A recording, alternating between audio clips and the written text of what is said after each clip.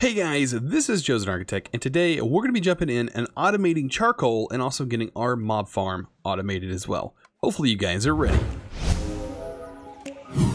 Alright guys, so we are back in with some more Botania, and I think I want to kind of carry on my automation here. And if you notice, I did change up a few things, and that's because today we're gonna have to move some things around to make sure that this redstone torch doesn't get in our way. So there was a couple different places I could put the redstone torch, and that would involve me moving this setup. So all I have here is some simple redstone. This is curving in, and to get redstone to curve like this directly, you need to have a redstone repeater. And then I have the redstone signal going through here, but if it goes through a block, it'll go backwards. It's kind of weird how that works, but this is a way to force redstone to go backwards. And that's what it's doing, it's powering this hopper. So, and then this is just the same setup, it's just I raised it up in the air a little bit. But today, we're going to be automating charcoal, and we're going to actually kind of get some mana from this. So, I want to get this mana pool, I want to get a little bit more mana in this mana pool. And to do that, to be able to power this so we can keep this hopper hawk and stuff going, we're going to have to make charcoal. So, let me grab a few blocks here, and I have just about everything in my inventory to be able to do this. So we're going to need some endo flames, of course. We're going to need a furnace. We're going to need a few hoppers, some redstone, and we're also going to need mana spreader and open crate. And we're basically going to be making the same setup right here that we have dropping the flowers is what we're going to use to drop some other stuff. And then we also have some cobblestone slabs, and I'm going to show you what I'm going to use those for here in just a minute. So let's go ahead and get some placement blocks. First of all, I want to place a furnace on the ground. And I want to place it right under this block. So there'll be a furnace right here. Alright, so for this furnace to work properly, we're going to have to set up a few different hoppers. And the hoppers, vanilla hoppers, have a weird way of working, and if you've only played modded Minecraft and you're like me, you have to learn how hoppers work. And the best way to do that is just by practicing with them, and then eventually you'll figure out, oh, this is how these things work. So what you need to do is I'm going to grab a couple stacks of wood. Because first of all, you need a stack in here. I'm going to put a stack in here, and then I'm going to block off the rest of the hopper with these slabs. So that way, the buffer is only this one slot. Alright, then we're going to need a hopper here. And this hopper also is going to get two, we're going to have two stacks. We're going to have a stack that goes in here, a stack that goes in here, and then the rest will be filled with slabs. Let's go ahead and fill that with slabs. Okay, and then we're going to have another hopper here. Now, the way this hopper works is the items will come into the chest, or from the chest into this hopper, then this hopper will immediately drop it down here. But once this hopper's buffer is full, and it goes in here and this buffer's full, then it will push the item over here. So if this is completely full like it is now, the items will route this way. If this isn't full, the items will drop down into that. So this is one of the best ways to actually get a system like this to work, so it separates your stuff. As you can see, it's starting to grow in there. We don't want that to happen. We don't want there to be a buffer in this chest. We actually want this chest to be covered as well, like that. I mean, you could leave this one open. This one isn't as important as having these two buffered. These definitely need to be buffered here. Actually, you know what? Let's just go ahead and let the logs build up in here. Might as well. We have enough logs that it should fill this fairly quickly. We can go ahead and make it do it. Let's go ahead and do that. There we go. That is maxed out. We have a few logs there. Okay, so that should maintain itself. And as you can see, it's generating charcoal. And you're wondering, how are you going to get the charcoal back up? Well, there's a little trick that you can do with Minecraft using droppers and hoppers. And we're going to set that up. So, if you place a dropper facing this direction, it'll face upward and shoot the items upward. We're going to need a hopper pulling and dropping charcoal into this. And then we're going to set up an open crate. because what this dropper is going to do is it's going to shoot an item in the air, but there's going to be a hopper above it, so it's going to immediately go into the hopper, which is a way of transferring things up. The only thing you need is a redstone timer on this thing to be able to spit the items out. So, before we do that, let's go ahead and make sure that we have a dropper in place. So this is where the dropper is going to go. And then we're going to also set up the hopper going into the crate. And then we're going to need to get our good old-fashioned redstone setup going. So let's go ahead and take this. And we'll also take a pressure plate because the charcoal is going to go into the pressure plate. And then we'll set up a repeater going here and running around. So when an item drops, it'll shut off the hopper until the item disappears. Awesome. Okay, and now for this side, we're going to need to send that coal up into the hopper. To do that, you can use a hovering hourglass. And I was thinking possibly about putting the hovering hourglass underneath this right here. And I think that will work perfect. And I'm going to set this on a timer of 3. So it's not too slow, it's not too fast, and this should pull here. And this hopper, the hopper hawk, should not pull the items, should not pull charcoal out because there isn't a chest available for charcoal. So it shouldn't do that. It should instead drop it down like so. Awesome. And now all we need to do is take a couple of endo flames, like we have. Let's go ahead and take our endo flames. I'm going to actually set this up so that they're actually resting on something, and we'll eventually have probably 4 endo flames maybe. It depends on how much these actually consume. But we'll set up some endo flames, and I'm going to have to relink them. I'm going to link them to this mana spreader that I'm placing here. Let's go ahead and get this set up. We're going to relink them, and then this mana spreader is going to hook to the mana pool. There we go. And as you can see, we now have some sort of automation going on for the endo flames and gaining mana. And that this pool should get plenty of mana here. Enough, hopefully, that we should be able to charge our stuff. And I hope that the trees and stuff generate fast enough to be able to keep up. I believe it will. It should. The trees are growing fairly fast. And once we get some other flowers that help them grow faster, it'll definitely be producing fast enough. But yeah, look at that. We have endo flames that are now working, and we can actually cover this whole thing up. We don't need to have this exposed anymore. And we have a pretty nice looking setup here. Not too bad. Look at that. And yeah, this is the first part of today's video.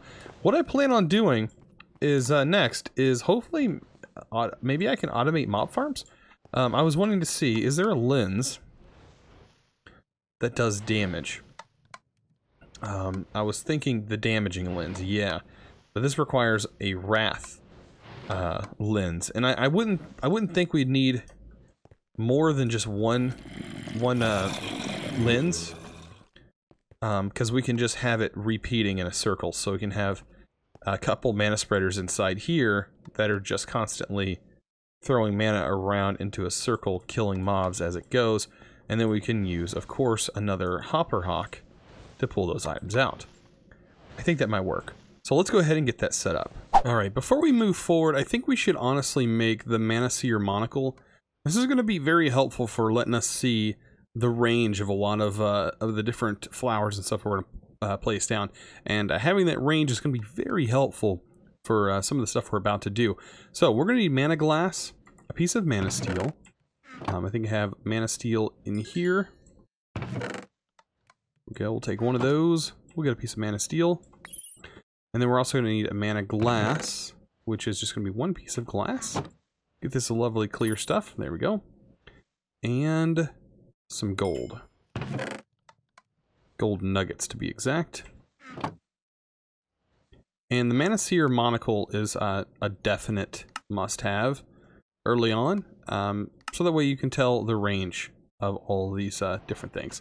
So if you throw this on, now when I look at endo flames, I can see how far their range is, and this also includes the range for picking up the items, and also how far it can actually reach the mana spreaders.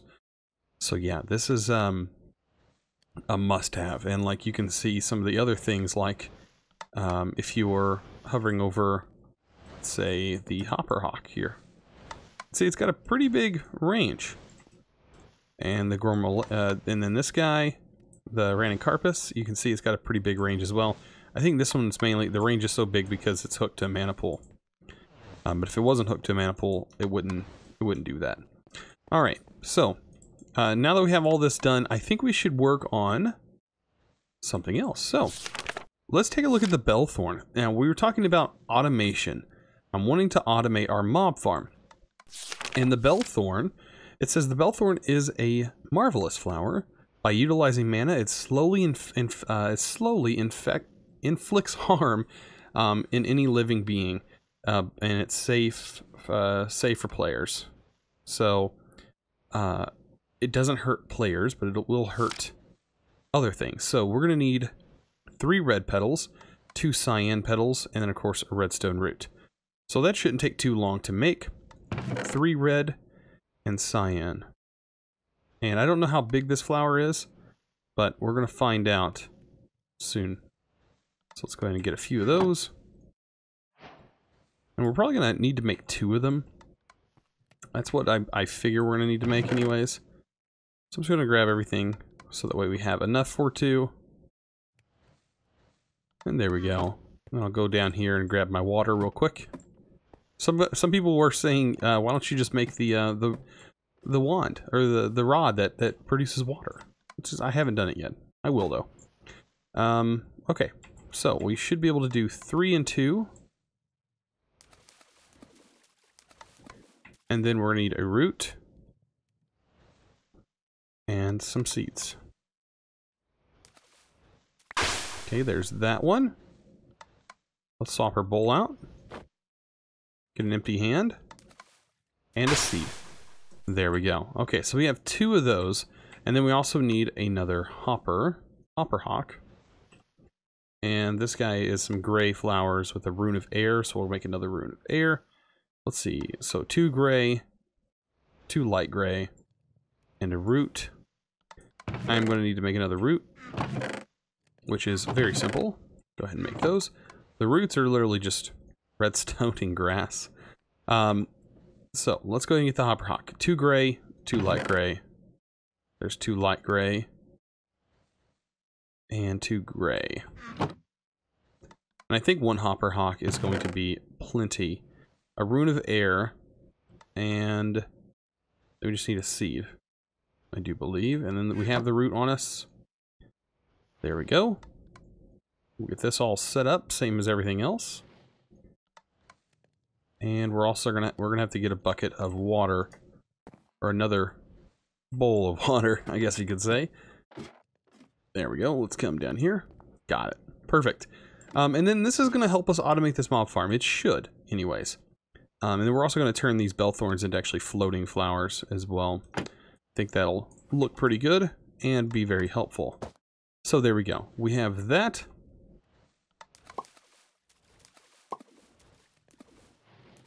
And hopper hawk. Okay. Some of the other things I'm going to need is some leather. And to get, of course, leather, it is as simple as this. Bam, leather. And we'll take some wood. We'll make some sticks, because we're going to need some way to organize some of the mob drops that are going to be coming out of our farm. So that should work there. And we're going to need a chest. A chest. And a double chest should be plenty big enough for what we're going to do here.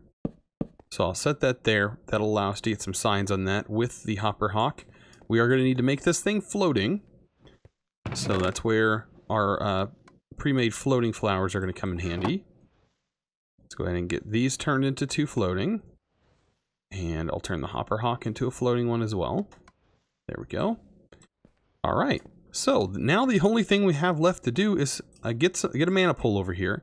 So these guys can be hooked to a mana pool. And I want to see what the range is. Actually, probably the best way to do it is that. Oh wow, that is a big range. We don't even need to.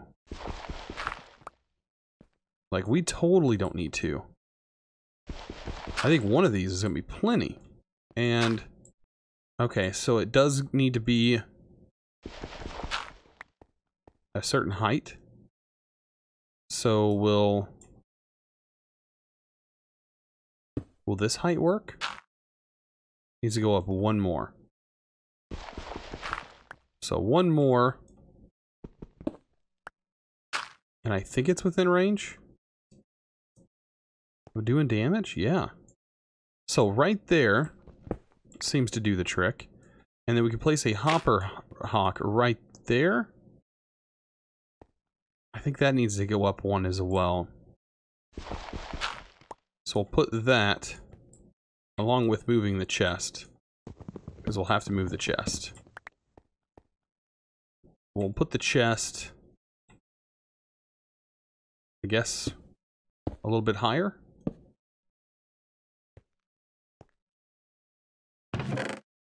It'll have to work for now. It'll definitely have to work. Alright. And then we can put the hopper hawk on this side. And I think that will pick up items off the ground. That should. That should work. That should pick up items. It's not the prettiest setup in the world, believe me. But it will definitely get the job done. And let's go ahead and break these guys. We'll get some mobs spawning in here. Now that it is completely dark. And as you can see, it did pick up that. I might just leave it without any filters on there because it'll pick up everything around it. So it should work. And then we just need to get a mana pool and give it a little bit of mana and see how well this thing works. I thought I might have had a mana pool laying around. Guess not. Oh, I just used it actually. There we go. We'll just make another mana pool. And what we'll do is we'll throw this down and see how well this flower works. I'll actually use this platform as a place to fill the mana up. Let's take our tablet. We'll give it a little bit of mana there. And we'll see, does this flower in fact work like it's supposed to? Oh my. It totally works. This is working. We have an automated mob farm. I want to know how much this uses though, mana-wise. So we'll keep an eye out. It's got plenty of mana in it. So we'll keep an eye out on this. And it probably doesn't use much at all. But what we can do is sit back and hopefully we get a bunch of mobs spawning over there that are just going to get taken out. I did put this... Oh man, this is generating mana. A lot of mana actually. Oh, this is doing great. You can see trees just were chopped down. Oh yeah, we're starting to actually generate some mana now. And if we look over here, you can see the mobs are just being demolished now. Oh yeah. I think eventually we can actually have mana spreaders transferring mana over there. And that would work out even better. But yeah, this is a simple little mob spawner that we have going on. And it looks like it's picking up all the items. Maybe they don't drop as many items with this flower as if it was a normal player hitting them. I don't know. So this is linked. I don't think it has to be linked. Pick up items. Or, yeah, pick only items in frames. Pick only items not in frames. Maybe that's what we should set it to. Pick up only items not in frames. Yeah, because we don't technically have pick up any items. That's what we should have it set to. It'll pick up any items now and should be working flawlessly. As you can see, with the Manosphere lens, you can actually see the mana underneath. And you can see where the trajectories are. Pretty cool, guys.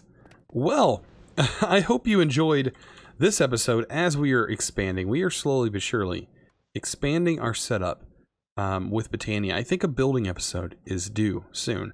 You guys really enjoy those, so I plan on getting those done. I just need a better way to generate more cobblestone and more wood, and I think we'll be pretty good on the building setup.